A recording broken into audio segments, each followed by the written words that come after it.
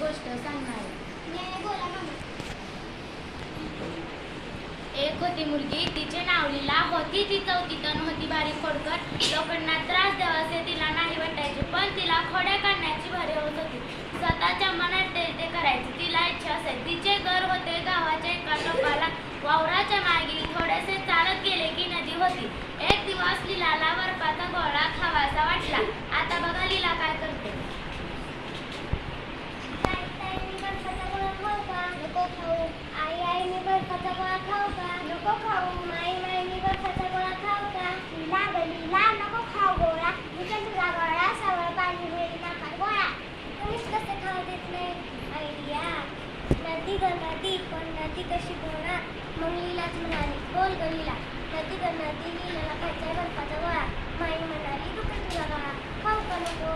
मग खा गोळ्याचा आण पटकन खा. अगं पण तुझं कसं आहे तू? ताईपेक्षा मोठी आई, आईपेक्षा मोठी माई, माई पण माईपेक्षा मोठी मी नदीबाई माझं आई. बरोबर आता खाते बघ. लीला बर्फवाल्याकडे पळत गेली. एक दिवस आला. लीलाला कंटाळा बुडवेस वाटते. लीलाला शाळा.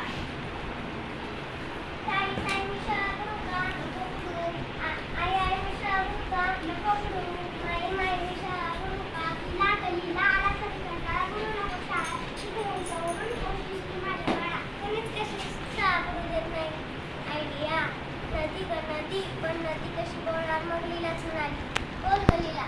नदी ग नदी लीलाला कंटाळा. तिला वाटते बुडवावी शाळा. काय करू? लीला ग लीला आला जरी कंटाळा बुडवली असते शाळा. लीला नदीची काठी दिवसभर वावरात खेळू लागली. एक दिवस आला भोला. भोला म्हणजे लीलाचा मामा.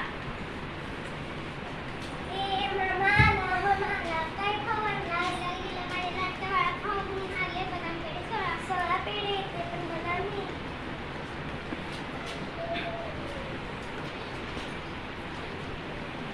दिवसभर लीलाच्या डोळ्यासमोर पेढे नाचत होते.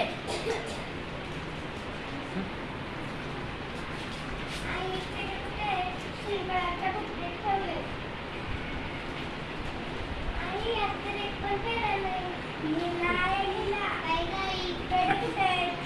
कुठे गेले म्हणजे मीच खाल्ले. मी खाल्ले 8 कधी बनले 8.